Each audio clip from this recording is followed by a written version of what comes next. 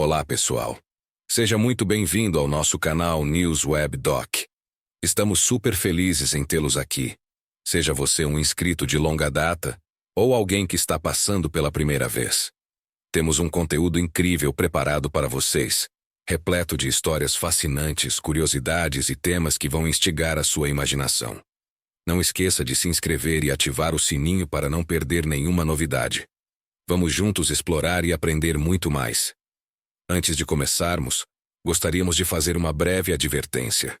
Este vídeo aborda temas sobrenaturais que podem ser sensíveis para algumas pessoas. Se você é alguém que se sente desconfortável com esse tipo de conteúdo, sugerimos que assista com cautela ou considere não continuar.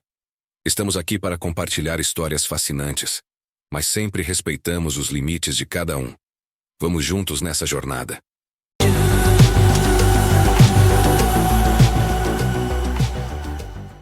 Anna Elizabeth Michael, conhecida como Anneliese, nasceu em 21 de setembro de 1952 no município de Leibelfing, situado no estado alemão da Baviera, que está localizado mais a oeste do país. Seus pais eram Anna e Joseph Michael, e Anneliese cresceu junto com suas 3 irmãs em outro município da Baviera chamado Klingenberg. Até 1968, Anneliese apresentava um comportamento normal, semelhante ao de outras jovens de famílias católicas rigorosas da região da Francônia, no norte do estado da Baviera. Ela frequentava a missa 2 vezes por semana, sempre rezava seu terço e sonhava em se tornar professora. Naquela época, ela tinha 16 anos e, em uma noite, sofreu uma convulsão. Naquele momento, Anneliese não pôde pedir ajuda aos pais ou irmãs. Em outra situação, ela simplesmente desmaiou na escola, perambulando como se estivesse em transe. Mas mais tarde, não tinha qualquer lembrança do que havia ocorrido. Em 1970, um episódio semelhante aconteceu em casa. Ela despertou, porém ainda em transe, urinando na cama. Logo começou a convulsionar repetidamente, com movimentos descontrolados. Embora muito religiosos e convictos de uma possível possessão, seus pais decidiram buscar ajuda médica, e Anneliese foi diagnosticada com epilepsia do lobo temporal. Essa condição pode causar convulsões, perda de memória e alucinações visuais e auditivas, além de alterações de personalidade entre as crises, especialmente em adultos.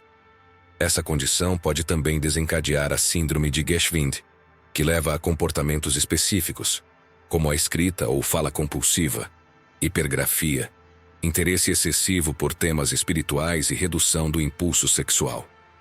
Após o diagnóstico, Anneliese começou a tomar medicamentos e passou um longo período no hospital, mas continuou a relatar visões e a ouvir vozes, alimentando sua crença de que estaria possuída. A partir desse diagnóstico, Anneliese iniciou um tratamento com anticonvulsivantes para tentar controlar os episódios. Porém, mesmo com a medicação, ela continuou a ter convulsões e apresentar comportamentos considerados anormais. Com o passar do tempo, Anneliese começou a relatar visões assustadoras e sensações estranhas, como ouvir vozes ameaçadoras e sentir uma presença obscura ao seu redor. Essas percepções intensificaram-se, gerando alucinações visuais e auditivas, o que aprofundou a preocupação de seus pais. Para eles, essas experiências reforçavam a ideia de que sua filha poderia estar enfrentando algo sobrenatural.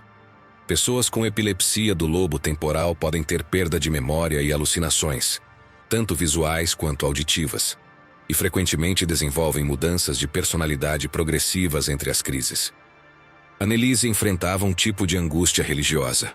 Ela tomava seus medicamentos de forma adequada e comparecia às consultas médicas, mas nada disso parecia aliviar sua dor, levando-a a pensamentos suicidas. Quando atingiu a maioridade, decidiu relatar aos médicos as visões e vozes de demônios que experimentava. Nesse estágio, afirmava que os demônios a estavam controlando. Reconhecendo a enorme distância entre a medicina e a religião, optou por não discutir mais isso com os médicos. Ela descrevia sua condição como um sofrimento que a dilacerava, impedindo-a de ser ela mesma.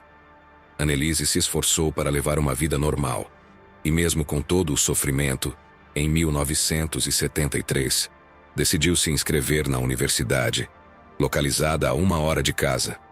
Contudo, os tormentos de ver e ouvir demônios persistiram, e ela continuou a acreditar que estava possuída.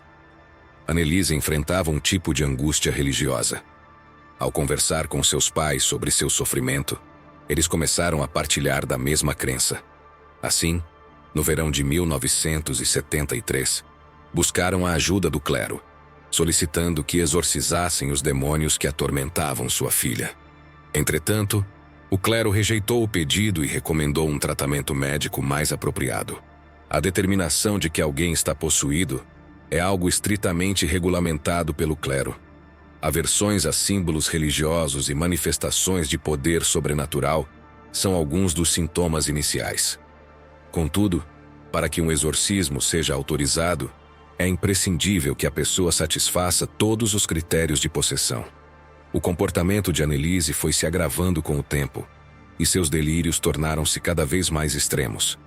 Ela passou a ter aversão a símbolos religiosos, como crucifixos, e começou a rasgar suas roupas, fazendo mais de 400 agachamentos diariamente. Em certo dia, engatinhou para debaixo da mesa e começou a latir como um cachorro, comportando-se de maneira muito estranha por 2 dias. Ela derrubava imagens de Jesus, rasgava rosários e quebrava crucifixos. Sua violência também se manifestou em relação à família, agredindo-os e até mordendo-os. Gritava e entrava em fúria por horas, dormindo nua no chão de pedra e recusando-se a se alimentar, alegando que os demônios a impediam de comer alimentos normais. Em vez disso, começou a ingerir aranhas, insetos e carvão. Sua família presenciou momentos perturbadores, como ela arrancando a cabeça de um passarinho morto com a boca e lambendo sua própria urina do chão. Annelise se tornava cada vez mais reclusa em relação a estranhos, e ocasionalmente passava semanas sem crises, indo normalmente à universidade e à igreja, como se nada estivesse acontecendo. Mesmo com comportamentos tão extremos, nunca deixou de tomar seus medicamentos para a epilepsia. Após inúmeras tentativas de obter ajuda, sua mãe e ela finalmente encontraram um padre que acreditava em sua condição, e não havia como alguém que sofria de epilepsia. O padre, chamado Ernest, começou a cuidar dela. Em 1974, ele solicitou ao bispo de Würzburg a autorização para realizar um exorcismo em Annelise, mas sua solicitação foi negada. O bispo recomendou que ela adotasse um estilo de vida mais rigoroso e religioso. Em 1975, Annelise escreveu ao padre Ernest, expressando sua desolação. Eu não sou nada. Tudo é sobre minha vaidade. O que eu deveria fazer? Preciso melhorar. Ore por mim. Em outra ocasião, ela teria dito ao padre, quero sofrer por outras pessoas, mas isso é muito cruel. Em setembro de 1975, o bispo Joseph Stangl, após considerar as informações sobre a situação de Annelise, encarregou o padre salvatoriano Arnold R. de realizar o exorcismo na jovem, mas pediu que tudo fosse feito em sigilo. O exorcismo é uma prática que gera opiniões divergentes dentro da própria Igreja Católica e consiste em um ritual que envolve uma série de orações, invocações e ordens para que o demônio deixe o corpo da pessoa que está sendo exorcizada. Ao longo da história, os exorcismos foram muito comuns em várias culturas por milênios e se tornaram populares na Igreja Católica a partir dos anos 1500. Naquela época, os padres pronunciavam uma frase em latim que se traduz como "Vá embora, Satanás", ordenando que o demônio retornasse ao inferno e deixasse seu hospedeiro humano. No século X, as práticas de exorcismo da Igreja Católica foram sistematizadas em um livro chamado Rituale Romanum, que continha todos os rituais conduzidos por um padre e era o único exorcismo formal autorizado pela Igreja. Contudo, os exorcismos não eram muito frequentes nessa época. Nos anos 1960, por exemplo, eram extremamente raros. No entanto, o filme O Exorcista, lançado em 1973, e outras obras relacionadas à prática, reacenderam o interesse popular sobre o tema. Após a autorização do padre, o primeiro exorcismo foi realizado na casa dos pais de Annelise, com a presença de seus familiares, do padre Ernest e de um casal que afirmava ter descoberto Anneliese. Isso ocorreu no dia 24 de setembro de 1975. Durante a primeira sessão, rezaram o Pai Nosso e a Ave Maria. Mas Anneliese ficou furiosa, especialmente quando o padre aspergiu água benta nela. Ela precisou ser amarrada ou segurada por 3 homens durante o exorcismo, xingando o padre de porco sujo, entre outras coisas. Entre o primeiro exorcismo, em setembro de 1975, e julho de 1976, foram realizados 67 exorcismos, com 2 sessões semanais que podiam durar até 4 horas. 42 dessas sessões foram gravadas em fita. Durante os exorcismos, Anneliese alegou estar possuída por 6 espíritos: Lúcifer, Caim, Judas Iscariotes, Adolf Hitler, Nero e um padre desonrado da Franconia chamado Fleischmann. Nas gravações, é possível ouvir os espíritos discutindo entre si sobre quem controlaria o corpo de Anneliese, que também brigavam através dela. Todos presentes nas sessões acreditavam no que estava acontecendo. Uma das irmãs de Anneliese relatou mais tarde que ela não queria ser sedada e internada em um asilo para doentes mentais, acreditando que assim as pessoas a veriam como uma doente mental. Apesar de passar por todos os exorcismos, Anneliese continuava frequentando a universidade e fez seus exames finais. Entretanto, começou a ficar inconsciente ou paralisada, atormentada por compulsões cada vez mais frequentes. Ela recusou alimentos por semanas, afirmando que os demônios a estavam matando por meio das obsessões que experimentava. Ela quebrou os ossos dos joelhos e rompeu os tendões, cedendo à vontade de se agachar 600 vezes durante os exorcismos. Mesmo assim, continuou a fazer suas orações ajoelhada. Segundo o padre Ernest, Anneliese abdicou de seu próprio sofrimento para fazer um sacrifício expiatório, descrevendo a experiência como de tirar o fôlego. O último exorcismo em Anneliese ocorreu no dia 30 de junho de 1976. Seu corpo estava extremamente debilitado, com pneumonia e febre alta. Apesar disso, ela continuou fazendo os agachamentos de forma rápida e compulsiva, enquanto seus pais a ajudavam. A última frase que disse ao padre foi: "Peça a absolvição." Depois, olhou para a mãe e declarou: "Mãe, estou com medo." A sessão foi encerrada na manhã seguinte, em 1º de julho, quando a mãe de Anneliese descobriu que sua filha estava morta, aos 23 anos.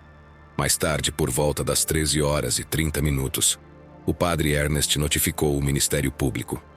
O promotor Carl Stenger estava investigando o caso, e a autópsia revelou que Anneliese morreu por desidratação e desnutrição, pesando apenas 33 quilos. Tanto os pais de Anneliese quanto os padres foram acusados de homicídio por negligência, pois deveriam ter prestado assistência médica a ela, mas agravaram sua condição com o que foi chamado de práticas ingênuas. 2 anos depois, enfrentaram um julgamento, que ficou conhecido como o caso Klingenberg. Durante o julgamento, alegaram que ela estava possuída, descrevendo todos os comportamentos que apresentava. Os psicólogos designados pelo tribunal afirmaram que Anneliese havia sofrido indução doutrinária e que os padres tinham oferecido a ela os conteúdos e formas do comportamento psicótico como resultado. Mais tarde, aceitaram esse comportamento como sendo de uma pessoa possuída pelo demônio. Os psicólogos chegaram à conclusão de que um desenvolvimento sexual perturbado, combinado com a epilepsia do lobo temporal diagnosticada em Anneliese, influenciou sua psicose. Os padres Arnold e Ernest afirmaram no tribunal que continuavam convencidos de que ela estava possuída e que sua morte a libertou de seu sofrimento. Os pais também acreditavam na possessão, mas discordavam que a morte a libertou. Alguns meses antes do julgamento, em fevereiro de 1978, os pais pediram a exumação do corpo de Anneliese, após uma freira ter afirmado ter tido uma visão de que o corpo estava intacto, o que seria prova de sua possessão. A exumação atraiu a atenção de centenas de curiosos, assim como o próprio julgamento, e segundo as autoridades, o corpo de Anneliese estava se decompondo normalmente. Os padres foram considerados culpados e ambos receberam uma sentença de 6 meses de prisão, posteriormente suspensa, e foram condenados a 3 anos de liberdade condicional. Já os pais de Anneliese foram isentos de punições legais, pois as autoridades consideraram que já tinham sofrido o suficiente, um critério usado nas leis alemãs. Pouco depois do julgamento, uma comissão formada pela Conferência Episcopal Alemã anunciou que concluiu que Anneliese Michel não estava possuída. Além disso, houve uma reunião entre bispos e teólogos alemães que formaram uma comissão para revisar o rito de exorcismo, e em 74, solicitaram que Roma alterasse esse rito. A Alemanha é um dos países europeus mais secularizados, ou seja, mais voltada para o racional e menos para a religião. Em 2005, segundo um professor de ciência litúrgica em Münster, Clemens Richard, havia cerca de 70 exorcistas atuantes na França e na mesma quantidade na Itália. Em julho de 2005, um congresso na Polônia reuniu cerca de 350 exorcistas, mas na Alemanha havia apenas 2 ou 3 exorcistas autorizados por seus bispos, que operavam em segredo. O filme O Exorcismo de Emily Rose foi inspirado na história real de Anneliese, e sendo uma ficção, o filme lançado em 2005 retrata uma advogada que defende o caso de homicídio por negligência de 2 padres que realizaram o exorcismo em uma jovem que faleceu em decorrência disso. O filme foca bastante nos debates no tribunal, mas também apresenta flashbacks aterrorizantes dos eventos que ocorreram com a personagem Emily, culminando em sua morte aos 19 anos. Além de ter inspirado o filme, Anneliese Michel se tornou um ícone para alguns católicos que acreditam que as interpretações modernas e seculares da Bíblia distorcem a antiga verdade relacionada ao sobrenatural que a Bíblia possui. O repórter Franz Bartel, que cobriu o julgamento no jornal Main Post, afirmou que o mais surpreendente é que a maioria das pessoas que conhecia Anneliese realmente acreditava que ela estava possuída. Ele também comentou que alguns ônibus frequentemente vindos da Holanda trazem pessoas que vão visitar seu túmulo, que se tornou um ponto de peregrinação para estrangeiros religiosos que escrevem bilhetes de agradecimento a Anneliese, rezam, cantam e colocam os bilhetes em seu túmulo, seguindo suas vidas. Muitos religiosos a usam como fonte de inspiração, mas há quem acredite que esse caso representa a vitória da ciência sobre a religião, mostrando pessoas que deixaram sua fé prevalecer sobre outras considerações, resultando na morte de uma mulher mentalmente doente. Além do caso de Anneliese ter inspirado um filme, o famoso O Exorcista, lançado em 1973, também foi baseado em um caso real. O filme teria sido inspirado no caso de um menino anteriormente conhecido como Roland Doe, que foi identificado em 2021 pela revista americana Skeptical Inquirer, que divulgou seu verdadeiro nome após sua morte: Ronald Edwin Hunk. Ele nasceu em 1935 e foi criado em uma família de classe média em Cottage City, Maryland, nos Estados Unidos. Aos 14 anos, começou a ter experiências paranormais, ouvindo sons de batidas e arranhões nas paredes de seu quarto. Ele havia recentemente perdido uma tia que o ensinou sobre espiritismo e como usar um tabuleiro Ouija. A partir daí, toda a família começou a ouvir esses sons estranhos, e a mãe de Ronald inicialmente acreditou que os barulhos estavam relacionados à tia falecida. Com isso, a família começou a tentar contato com os espíritos, acreditando que assim poderiam pedir que os espíritos fossem embora e deixassem a família em paz. Mas isso apenas piorou a situação. Ronald disse que começou a ouvir alguém entrando em seu quarto à noite. Ao acordar, encontrou arranhões em seu colchão, que eventualmente começaram a aparecer em seu corpo. O reverendo Luther Schultz, padre da família, escreveu ao laboratório de parapsicologia da Universidade de Duke em 1949, explicando o caso. Ele relatou que as cadeiras se moviam com Ronald em cima e que ele chegou a ser lançado de uma dessas cadeiras. Também explicou que o chão da casa da família ficava todo riscado, pois, quando Ronald estava presente, os móveis pesados deslizavam. Uma imagem de Cristo na parede tremia. A família procurou a ajuda de um jesuíta chamado William Bowdern, que em 3 meses conduziu mais de 20 rituais de exorcismo em Ronald. No dia 10 de março de 1949, Ele registrou em seu diário que Ronald entrou em transe na presença de 14 pessoas. Ele mencionou que uma relíquia de Santa Margarida Maria foi lançada ao chão, e sua trava de segurança se abriu, mesmo sem ninguém tê-la tocado. Ronald foi transferido para São Luís para continuar o tratamento de sua possessão demoníaca. O jesuíta escreveu que, em uma das noites, o nome Liz foi arranhado em suas costas. Ele afirmou que, enquanto conversava com o demônio e fazia perguntas, as respostas apareciam como arranhões no corpo de Ronald.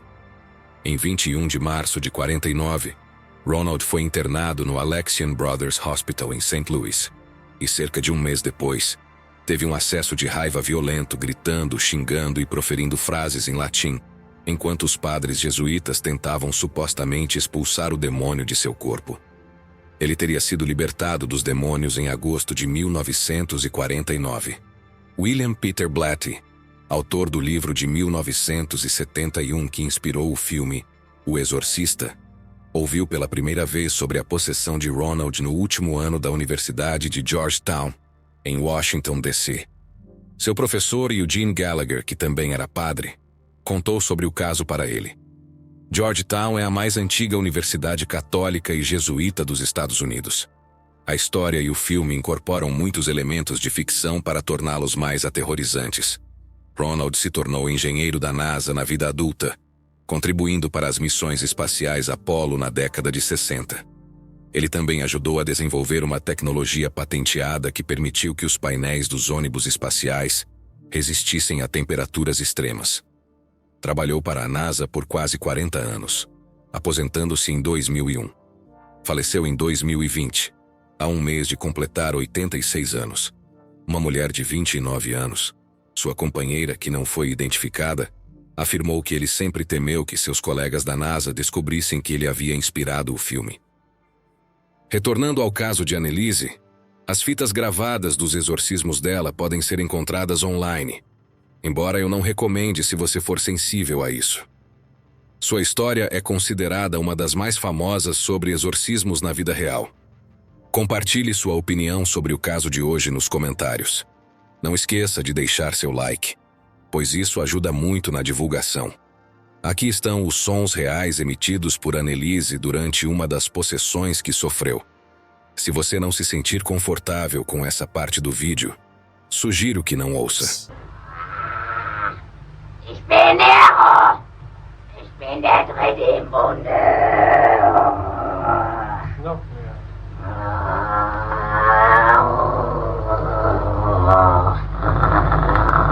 Wenn ihr anfangen, Sie müssen wieder auf der Kanzel predigen, dass es mich gibt. Und das Volk nicht entführen. Dass es den Scheide gibt, ne? Ja! So. Im Namen Jesu, Maria, befehle ich dir. Nein! Ao explorarmos o caso de Anneliese Michel, somos confrontados com a complexidade da fé, da saúde mental e das crenças sobrenaturais. Sua história não é apenas uma narrativa de possessão, mas um lembrete sombrio das consequências que podem advir da interseção entre a espiritualidade e a ciência. O legado de Anneliese continua a ecoar, provocando discussões sobre o que é real e o que é percebido. Que essa reflexão nos leve a considerar como lidamos com o desconhecido e a respeitar a dor do próximo. Até nosso próximo encontro.